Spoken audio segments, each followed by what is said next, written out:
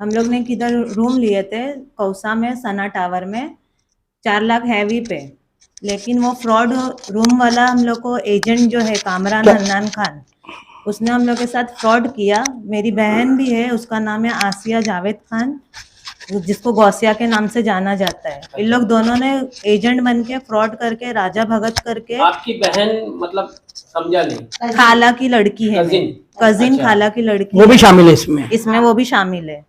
वो मिलके एक आदमी राजा भगत, जिसको बोलते हैं विजय विलास भगत नाम है, वो के पास ओनर बना के हम लोग को लेके गए। 4 लाख रुपया हम लोग ने पेटीएम और चेक से दिए हैं। बाद में मालूम पड़ा वो रूम किसी और का निकला, और रूम वाला आके हम लोग को जबरन घर खाली करा दिया, गाली गलौज। कहाँ लिया था आपने ये रूम? कौसा जामा मस्जिद के सामने सना टावर है। अभी तो देखो ना, हमारे पास पैसा है ना कुछ है, तो आगे घर से तो हमारे यही फोर्स हो रहा है, हमारे आदमी लोग यही बोल रहे हैं, अगर इंसाफ नहीं मिलेगा तो हम लोग कुछ भी कर लेंगे अपने आप को। हम लोग सीएम साहब से के पास भी जाएंगे, उनसे भी हेल्प करेंगे, मांगेंगे। एकनाथ शिंदे जी के पास जाएंगे, उनसे भी हेल्प मांगेंगे। अगर उनसे भी कुछ हेल्प नहीं हुई तो फिर आगे हमारे पास कोई चारा नहीं है। कामरान हन्नान खान, मैंने इन लोगों के साथ रूम का फ्रॉड करा था। मैं था गौसियापति और राजा भगत था। 4 लाख रुपए का फ्रॉड था। 4 लाख रुपए इन्होंने अभी तक रिटर्न इनको नहीं मिला। अभी मैं अपने घर से जो भी पैसा होगा वो पैसा मैं इनको दे रहा हूँ। बाकी पैसा मैं धीरे धीरे करके दूंगा, और सामने वाला राजा मिलेगा तो उसको भी पकड़ के लाके इनको दूंगा। दोस्तों, आप देख रहे हैं नया इनकलाब टीवी न्यूज। मुमरा कौसा में किस तरह से कुछ जाली और धोखेबाज प्रॉपर्टी एजेंट्स ने अपना जाल बिछा रखा है, किस तरह से वो भोली भाली आवाम को लूट रहे हैं। साथ ही अगर कोई लुटा-पुटा शख्स इन एजेंट्स की शिकायत लेकर मुमरा पुलिस स्टेशन जाए तो उल्टा उन्हें ही मुजरिम बना दिया जाता है। इसी की तरफ इशारा करने वाली और जनता की आंखें खोलने वाली हमारी आज की ये खबर है। हिना वसीम शेख ने कौसा के सना टावर में 4 लाख हैवी डिपॉजिट पर एक मकान लिया था। यह मकान उन्होंने अपने आप को स्टेट एजेंट बताने वाले कामरान नामी शख्स से लिया था। ये कामरान पहले भी धोखाधड़ी के मामले में इस पर उमर पुलिस स्टेशन में कई सारे मामला दर्ज हैं। पहले भी ये कामरान और इसका पूरा गिरोह सामने आया था, जिसमें इसी तरह से उन्होंने कई लोगों के साथ धोखाधड़ी की थी। अचानक ही हिना वसीम शेख को उस मकान का जो मालिक है वो कांटेक्ट करता है और कहता है कि मैंने अपना मकान किसी भी तरह से ना तो हैवी डिपॉजिट पे दिया है ना किराए पर दिया है। उनसे जबरन वो मकान खाली करवा लिया जाता है। जब वो स्टेट एजेंट कामरान से राब्ता करते हैं कि उनका पैसा वापस किया जाए, जब उनसे संपर्क करते हैं तो उन्हें टालने लगता है। इसके बाद वो अचानक गायब हो जाता है। वो उससे फोन पर कांटेक्ट करते हैं तो वो उन्हें बुरा वाला कहने लगता है, उनके साथ गाली गलौज करता है। इस तरह का आरोप हिना वसीम शेख ने लगाया है। हिना वसीम शेख के पति वसीम शेख और उनके भाई कामरान शेख की तलाश में थे। एक दिन उन्हें कामरान मिल जाता है, उसे पकड़कर वो अपने साथ घर लाते हैं, जिसके बाद वो वीडियो पर ये कहता है कि वो जल्द ही 3 लाख रुपए उन्हें वापस कर देगा और 1 लाख बाद में वापस करेगा। और रहम खाकर ये लोग उसे जाने देते हैं। जिसके बाद अचानक ही वो मुमरा पुलिस स्टेशन पहुंचता है और वहां जाकर वो उल्टा वसीम शेख और उनके दोनों भाइयों के खिलाफ किडनैपिंग और एक्सटॉर्शन की एफआईआर दर्ज करवा देता है और बिना किसी जानकारी के एफआईआर दर्ज भी कर ली जाती है। जिसके बाद वसीम शेख और उनके भाई अपने घर से कहीं गायब हो गए हैं और जो उनकी मां है, उनकी वालिदा और उनकी बीवी यानी कि हिना वसीम शेख अब इंसाफ के लिए गुहार लगा रही है। मीडिया में बातचीत करते हुए उन्होंने क्या जानकारी दी है वो हम आपको बता रहे हैं। इसके साथ साथ लॉकडाउन पीरियड में भी कामरान और उनके कुछ साथियों के साथ, जिनमें राजा भगत भी है और अन्य कुछ लोग हैं जिनमें महिलाएं भी शामिल है, उनके खिलाफ इसी तरह का एक मामला दर्ज हुआ था। हिंदुस्तानी रिपोर्टर पर यह खबर भी चली थी। इतने लाखों के गबन के बाद भी ये गिरोह किस तरह से आजाद घूम रहा है, इन पर क्यों पुलिस कोई कार्रवाई नहीं करती है, ये भी एक सवाल है। जिसके बाद में धोखाधड़ी भी होती है तो भी मुंबई पुलिस फरियादी को ही अपराधी बना देती है, आरोपी बना देती है। इस ताल्लुक से हाशिम शेख जो कि समाज सेवक भी हैं और किस्मत कॉलोनी के परिसर के रहने वाले हैं, जहां पर लॉकडाउन पीरियड में कामरान शेख और उनके साथियों को कुछ लोगों ने घेरा था जिनके साथ इन्होंने धोखाधड़ी की थी। तो हाशिम शेख ने भी इस ताल्लुक से क्या कहा है वो हम आपके सामने पेश कर रहे हैं। इसके साथ साथ समाज सेवक गफ्फार शेख ने भी अपनी बात को रखी है, जो कि इस परिवार के साथ मुमरा पुलिस स्टेशन में मौजूद थे उनका कहना था कि उनकी कोई सुनवाई नहीं हो रही है। हिना वसीम शेख ने ये चेतावनी दी है कि अगर उन्हें इंसाफ नहीं मिलता तो उनके पास खुदकुशी के अलावा कोई दूसरा चारा नहीं रहेगा। हम उमरा कौसा की आवाम से ये अपील करना चाहते हैं कि आप कहीं भी घर खरीदने जाएं या घर किराए पर लेने जाएं या हैवी डिपॉजिट पर लेने जाएं, पहले आप चेक करें कि जिस स्टेट एजेंट से आप ये घर ले रहे हैं वो वाकई में जेन्युइन है या नहीं। उमरा कौसा में स्टेट एजेंट्स की भी एसोसिएशन बनी हुई है। कई बेहतरीन स्टेट एजेंट मौजूद हैं जिनका रजिस्ट्रेशन मुमरा पुलिस स्टेशन में भी है। कुछ एक जाली लोगों की वजह से उन ईमानदार लोगों को भी परेशानी हो रही है। सभी स्टेट एजेंट्स से हम अपील करेंगे कि आपकी फील्ड में मौजूद इस तरह के धोखेबाज लोगों के खिलाफ आप जरूर आगे आए। क्या नाम है आपका? हिना वसीम शेख। हिना वसीम शेख। हिना भाभी, क्या कहेंगे आप, किस तरह से आपके साथ में जो है पैसों को लेकर के रूम दिलाने के लिए धोखाधड़ी का मामला आया और किस तरह से आपके पति वसीम शेख और आपके जो भाई है और उनके दोस्त जो भी है इन लोगों के ऊपर झूठी एफआईआर मुमरा पुलिस चौकी में की गई? एक्चुअली हुआ है हमारे साथ ये 1.5 साल पहले मामला। हम लोग ने किधर रूम लिए थे कौसा में सना टावर में 4 लाख हैवी पे, लेकिन वो फ्रॉड रूम वाला हम लोग को एजेंट जो है कामरान हन्नान खान, उसने हम लोग के साथ फ्रॉड किया। मेरी बहन भी है, उसका नाम है आसिया जावेद खान, जिसको गौसिया के नाम से जाना जाता है। इन लोग दोनों ने एजेंट बन के फ्रॉड करके राजा भगत करके। आपकी बहन मतलब समझा नहीं? खाला की लड़की है, कजिन अच्छा। खाला की लड़की, वो भी शामिल है इसमें वो भी शामिल है। वो मिलके एक आदमी राजा भगत जिसको बोलते हैं, विजय विलास भगत नाम है, वो के पास ओनर बना के हम लोग को लेके गए। 4 लाख रुपया हम लोग ने पेटीएम और चेक से दिए हैं। बाद में मालूम पड़ा वो रूम किसी और का निकला और रूम वाला आके हम लोग को जबरन घर खाली करा दिया, गाली गलौज। कहाँ लिया था आपने ये रूम? कौसा जामा मस्जिद के सामने सना टावर है। सना टावर में जिस तरह जो ट्रांजैक्शन आपने किया उसका कुछ प्रूफ है आपके पास? हाँ, पेटीएम से करे हैं। ये पेटीएम से हम लोग ने करे हैं 1-1 लाख रुपया करके और 2 लाख का सेल्फ चेक से दिए हैं। अच्छा। किस तरह की मुमरा चौकी आप लोग गए तो क्या मतलब वहां पर क्या कहा गया? वहां पे कहा गया कि आपके पास कोई प्रूफ नहीं है, हम लोग इसमें कुछ आपकी मदद नहीं कर सकते हैं। हम लोग ने उनके पास जाके एफआईआर भी करने का सोचा, लेकिन वो कुछ हुआ नहीं हम लोग से। उन लोग ने हमारे से कुछ लिया नहीं। फिर हम लोग ने ये सब एनसी डाले थे, एप्लीकेशन डाले हैं। अभी वसीम भाई और उनके डीसीपी सबके पास डाले थे, लेकिन हमारी कोई हेल्प नहीं हुई है। अभी वसीम शेख और उनके भाइयों पे कुछ एफआईआर हुई है कल, तो किस वजह से हुई? अभी उन लोग कुछ आए थे बाहर ना, तो हम लोग को मिलने का, हम लोग बोले कि क्या बात है, हम लोग से मिलके बैठ के करो, क्या बात है करके। तो ये कामरान से हम लोग फोन पे बात कर रहे थे, तो वो हम लोग को गाली गलौज कर रहा था कि मेरे को फोन नहीं करना, मेरे को ये नहीं करना, इधर मैं कौन, मेरे को आप लोग कौन है, मैं जानता नहीं करके। तो हम लोग ने वो सामने दिखा तो हम लोग ने उसको पूछे, बुलाए घर पे कि आप बात करेंगे करके। तो आया, हम लोग से बात किया, वीडियो हम लोग बना के दिया हम लोग को सामने। कुछ क्या बोला उसने वीडियो में? वीडियो में बोला मैं अभी आपका 3 लाख रुपया लाके देता हूँ और 1 लाख के लिए मेरे को थोड़ा टाइम दो, मैं थोड़ा थोड़ा करके देता हूँ। कब की बात है ये? अभी 2 दिन पहले की बात है। कामरान हन्नान खान, मैंने इन लोग के साथ रूम का फ्रॉड करा था। मैं था जोशियापति और राजा भगत था। 4 लाख रुपये का फ्रॉड था। 4 लाख रुपये इन्होंने अभी तक रिटर्न इनको नहीं मिला। अभी मैं अपने घर से जो भी पैसा होगा वो पैसा मैं इनको दे रहा हूँ, बाकी पैसा मैं धीरे धीरे करके दूंगा। और सामने वाला राजा मिलेगा तो उसको भी पकड़ के लाके इनको दूंगा। और गौसियापा को भी इसमें शामिल है। हम लोग तीनों बंदे थे, तीनों ने इनको साथ में फ्रॉड करे। वसीम भाई के साथ में अभी 3 लाख रुपये मैं इनको करके दे रहा हूँ।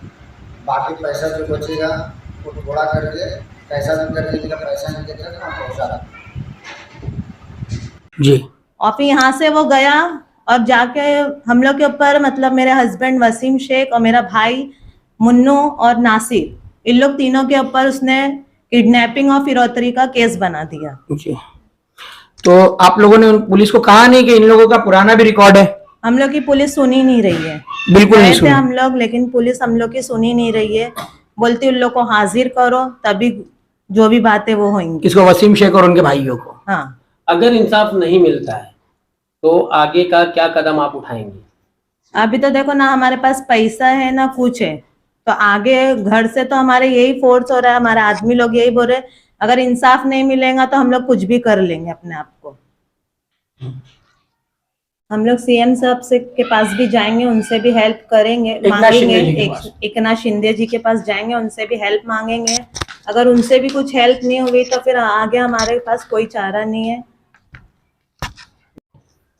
गफर भाई, क्या कहेंगे आप? इनके साथ में पुलिस स्टेशन में थे, वसीम शेख के परिवार के साथ में, क्या बताएंगे इस पूरे मामले के बारे पुलिस में? स्टेशन में तो समझो 2 दिन से जा रहा हूँ मैं, जब से ये मेरे पास आके इन्होंने कहा कि ऐसा ऐसा वाकया हो गया है, कामरान नाम के बंदे ने इनके नाम पे फिरौती और किडनैपिंग का केस बनाया, तो मैं उसी समय पुलिस चौकी पहुंच गया था। लेकिन उस समय पहुंचा तो हमारे जो सीनियर साहब है कॉलेक्टर साहब ने मुझे आईओ के पास ट्रांसफर किया। आईओ मुझे बोलती है कि सीनियर से बात करो। ये 2 दिन से वही चल रहा है मसला। जब मालूम पड़ा कि कल सुबह एफआईआर दर्ज हो गई थी, आज भी मैं डॉक्यूमेंट लेके सिस्टर के साथ वहां पे पहुंचा था, लेकिन कोलेट के साथ 4-5 घंटा बाहर बिठाने के बाद मुझे बोलते हैं कि मुझे आपसे बात करने में कोई इंटरेस्ट नहीं है, आपको बात करना है तो आईओ के पास जाके बात करो। अभी ये ऐसे ही घुमाते रहेंगे, अगर फेक केसेस ऐसे बनते रहेंगे तो मुंब्रा में क्या होगा? अपराधी फिरोधी हो गया, फिरोधी अपराधी हो गया, यही सब चीज चल रहा है। First come first service Mumbra में यही हो रहा है। आप खुद पहले धोखाधड़ी करो, फिर चौकी पहुंच जाओ, बोलो कि उसने मुझे किडनैप किया, मेरे से पैसा मांगा। तो ये सरासर कुछ और ही सीन चल रहा है मुंब्रा में। मुंब्रा में अगर ऐसे सब केसेस बन रहे तो मेरा एक ही कहना है कि पुलिस वालों को पहले तहकीकात करे, दोनों पार्टीज को सामने बिठा के सब इंफॉर्मेशन ले, फिर बाद में दो कुछ करना है आप करे। फिरियादी भी वो लोग बन गए जिनका कोई पुराना रिकॉर्ड नहीं है, शरीफ लोग, और जिनका रिकॉर्ड है वो आज किडनैपिंग के केस करवा रहे हैं। उनकी सुनवाई भी हो रही है। किडनैपिंग करवाया, मुझे 4 लाख का में से केस मांगा, जबकि वो भिखारी को ऐसा देख के लगता ऐसे नहीं जो है। अपराधी हैं गफ्फार भाई, वो सीना तान के कहते हैं कि हमारा पुलिस से सेटलमेंट है, है। पुलिस से मैनेज है। लग रहा है क्या शायद, लगता है आपको? लग ही रहा है, मुझे तो लग ही रहा है बाकायदा। जो चौकी में जो चल रहा था परसों के दिन, परसों रात को जब ये हुआ तो लग ही रहा था कि कुछ ना तो कुछ कहीं से ना कैसे सेटअप है। अगर ये बंदा कामरान नाम का बंदा जो 50-60 लाख का टॉप, मुझे लगता है उससे ज्यादा ही किया रहेगा, क्योंकि अमरूद नगर में मुझे लगता है 5.5-6 लाख का है, 4 लाख इनका, 10 लाख तो अमरूद नगर से हो गया। बाकी मुंब्रा में बहुत सारे इलाके रहेंगे रहा होगा। सेटअप के बिना ये काम नहीं होता है। जब किसी के बड़े बंदे का किसी का हाथ हो, तभी ऐसे छोटे बंदे जो एजेंट बन के जो गरीबों को लूट रहे हैं, ये तभी ये सब सीन होते हैं जी। और ये एक ही नहीं है, और भी लोग शामिल बहुत हैं। सारे हैं, बहुत पूरा एक ग्रुप है ये। अभी तो फिलहाल हमें 2 ही लोग मिले हैं, पता नहीं इसके पीछे छानबीन करे, अगर पुलिस सही तरीके से छानबीन करे तो बहुत सी चीजें निकलेगी। और ये बहुत पहले से चल रहा है। ऐसे लोगों से मैं आपके माध्यम से ये कहना चाहूंगा, ऐसे लोगों से आप सावधान रहे, पैसे ना दे। छोटी रकम नहीं है, 4 लाख 5 लाख छोटी रकम नहीं। आदमियों की जिंदगी चली जाती सेविंग करने के लिए, और ऐसे लोग आके लूट के चले जाते हैं। ओके। लॉकडाउन के बीच में इसी रैकेट के बारे में, ये जो इलीगल और ये धोखेबाज जो एजेंट्स हैं मुंब्रा में, रूम एजेंट्स, उनका एक पर्दाफाश हुआ था, उसमें आप भी शामिल थे। अभी ये परिवार भी आपके सामने मौजूद है जिनके साथ सेम लोगों ने, उन्हीं लोगों ने धोखाधड़ी की है। क्या बताएंगे आप इस मामले में, और मुंब्रा पुलिस स्टेशन का जो रोल है इसमें, कि इस तरह के उनके बारे में मामला दर्ज होने के बावजूद भी मुंब्रा पुलिस स्टेशन किस तरह से लापरवाही बरत रहा है, क्या कहेंगे इस ताल्लुक से? देखिए, मैं आपको बता दूं कि जो आपने अभी बोला है कि ये इसका जो फ्रॉड केसेस का जो बताया है, इसमें बीच में 2-3 मैटर हमारे इधर आया हुआ था किस्मत कॉलोनी के अंदर। और किस्मत कॉलोनी में आने के बाद उसको हम लोग ने पकड़ा, और उसके ग्रुप के कई लोग थे। कोई एक कामरान ये मेन जो देखा जाएगा फ्रॉड में, तो हेड जो है इनका टोपा, वो कामरान होता है। लेकिन बोलने का मतलब यह है कि इसके पीछे जो बैकग्राउंड है वो वजन बैकग्राउंड होता है। हमने जब उसको पकड़ा तो उसके बाद 2 आदमी और कोई आए, एक लेडी आई थी। ये लोग आने के बाद बोले अरे ऐसा, अरे वैसा, नहीं, गोल गोल घुमा के किसी भी तरीके से उसको बाहर निकालने की कोशिश की जा रही थी। तो मुझे जहां तक लगता है कि इसके पीछे बहुत बड़े बड़े हाथ होंगे, क्योंकि 5-6 तो फ्रॉड मेरे पास ही कई ऐसे मैटर आ चुके हैं। लाखों का है, 4 लाख का है, 3 लाख का है, 5 लाख का है, 2 लाख का है। अभी 4 दिन पहले मेरे को खान कंपाउंड में दिखा, वो देखकर छुप जाता है हम लोगों को। लेकिन इसमें क्या होता है, गरीब परेशान होता है। जैसा कि अभी एक आपने जो न्यूज अभी बनाया है, ये गरीब परेशान है ना 2 साल से 3 साल से। यहाँ पे घर तो कोई देने वाला है नहीं, यहाँ भाड़ा अगर 1 महीने का नहीं दो तो दूसरे महीने खाली कर दो।